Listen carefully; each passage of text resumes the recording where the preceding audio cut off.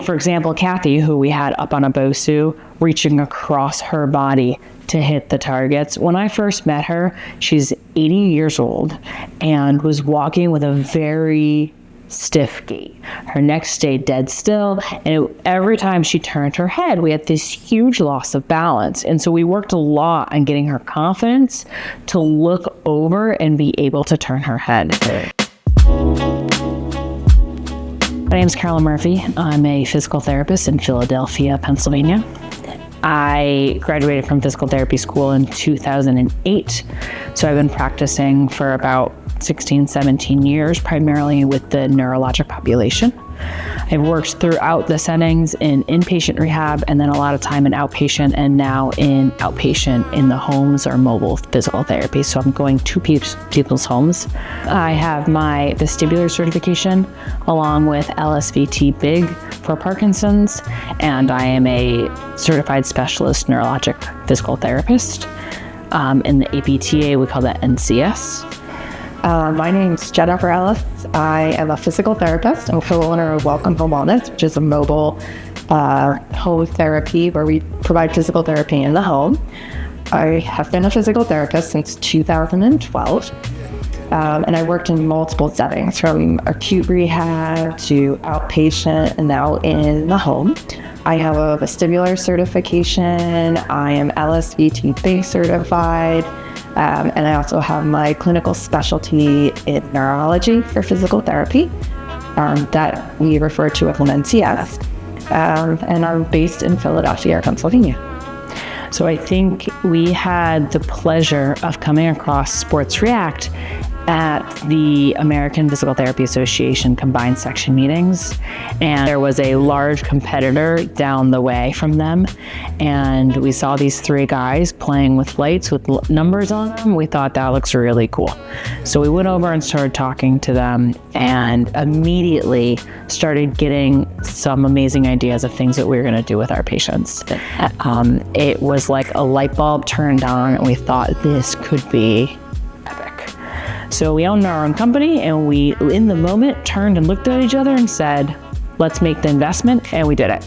We bought our first set right there and then. They even gave us an extra charger in the moment, and we've been using it with our patients ever since February of 2025. What really helped us, I think, make the decision to choose Sportreact pods was their ability to not only have a color on the pod. We get the ability to use letters, numbers, do math, do memory games, and that adds a wonderful component to our physical therapy. It adds a cognitive challenge. It could be a physical challenge, making people think about right or left, and that really stood out to us compared to other competitors in the business, pushed us over into that buying component where we were thinking of all the patients that we could use these with. You could use 2 pods at once, and it could be a simple exercise, or you can use 6 and have someone who is younger and a higher level patient doing a memory game while they're standing on a piece of balance from working on their balance. So the broad spectrum of people that these pods can target is just huge. Everyone. I think you could use these pods from acute care, like someone has a traumatic injury, all the way to an outpatient or home setting. They're super mobile. I carry them around in my backpack in this case. It's lightweight. I throw it in my bag, and I can use it. It's a simple, small tool that I can use with everyone on my caseload. Yeah, I think some of the competitors have pods that just light up with various colors, and that puts a lot of the onus of how to be creative with various colors on the therapist. And by having letters and numbers and shapes, and also just lighter colors, it opens the door to possibilities. The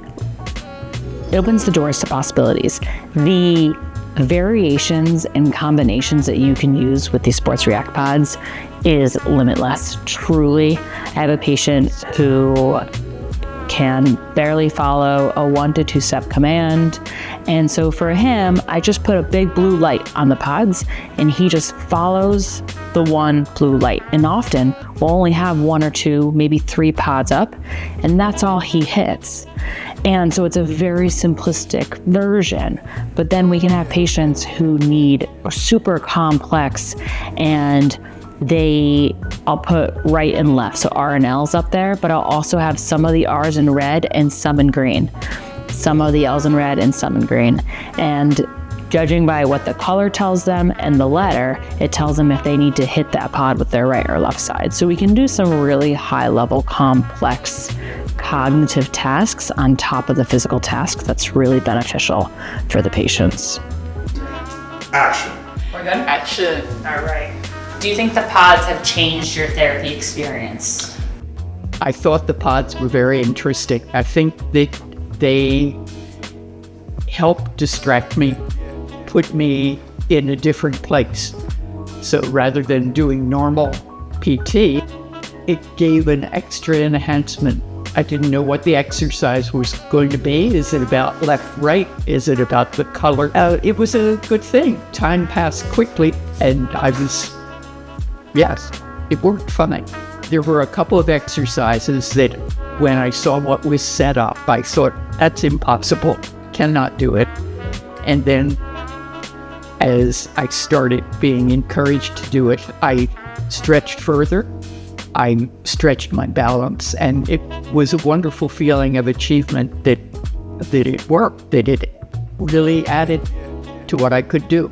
I think one of the other things I really like about it is the ability to modulate how much force is used to turn the pod off.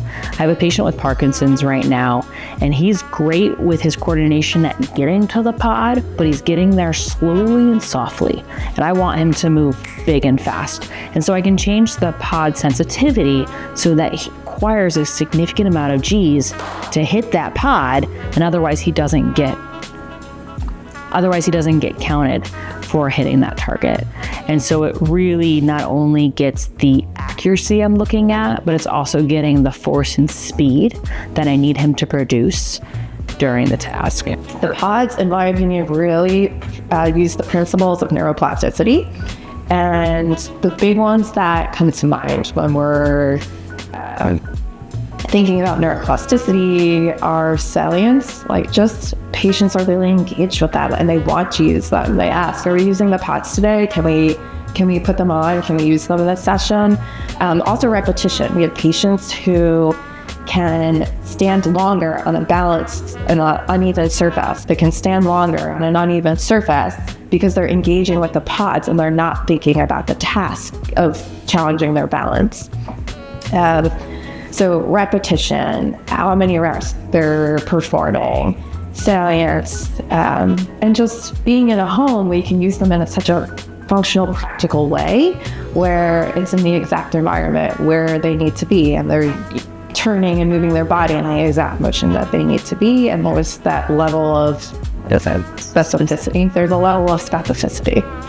I have a patient in my caseload who has left neglect, and so he has a really hard time turning his head to the left.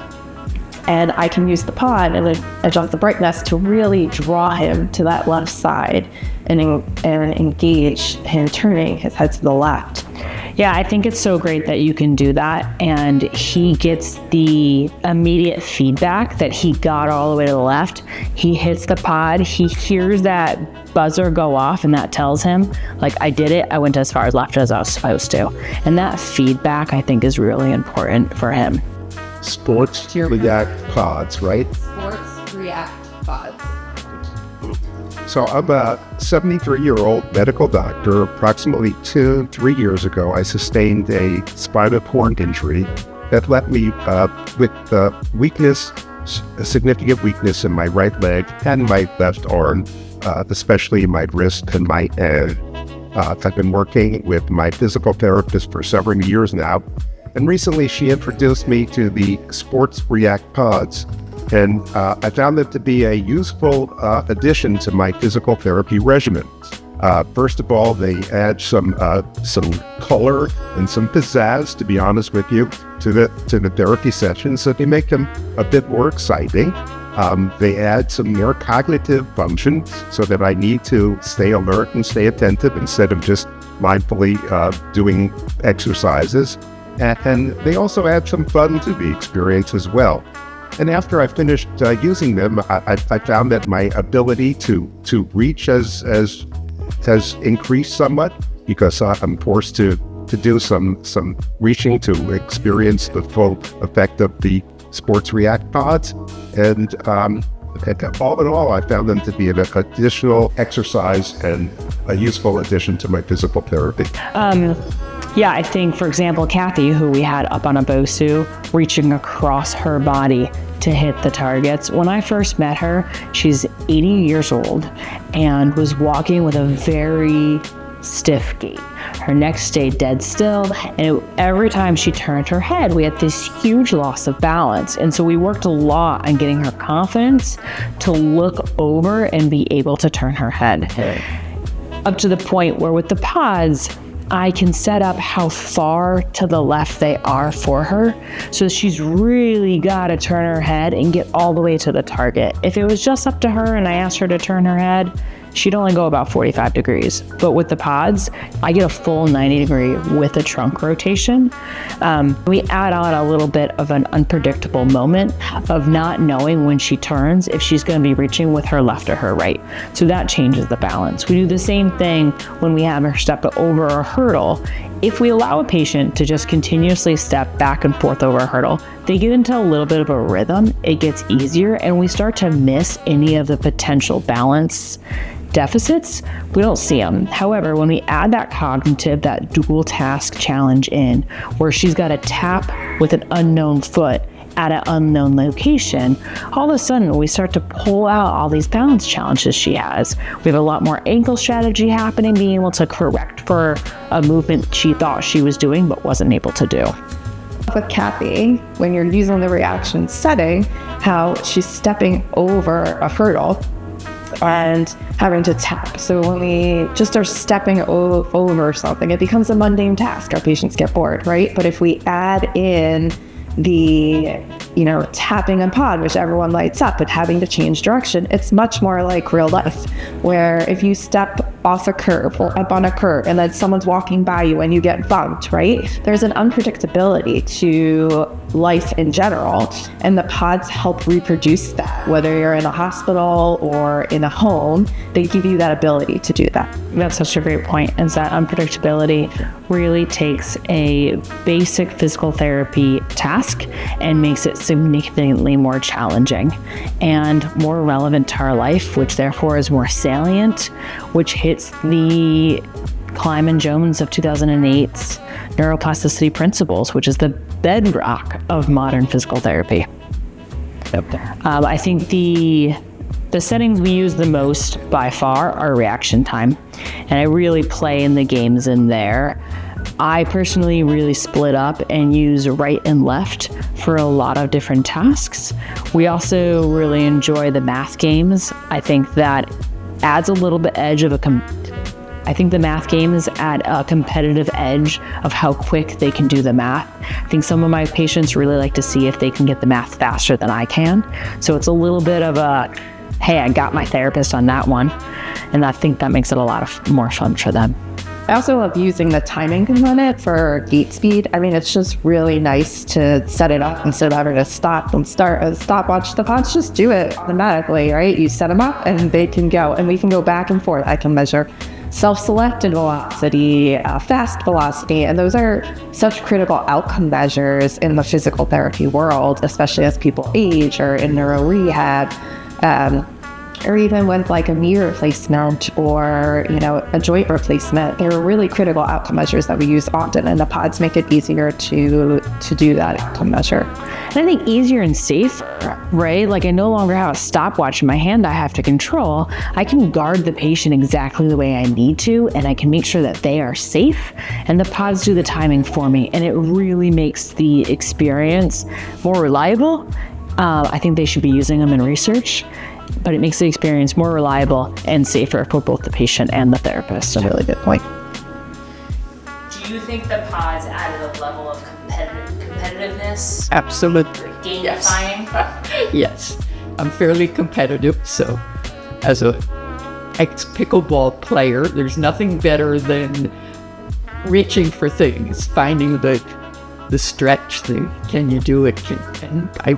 Yes, it really made it more fun, right?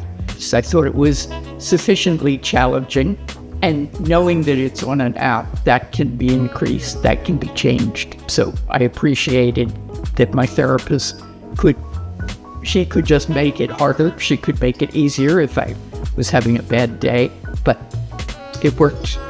I love the cognitive component. I love the portability. I love how they can be used for so many different patients, like from the whole spectrum of patients that I had in my caseload or seen in a hospital.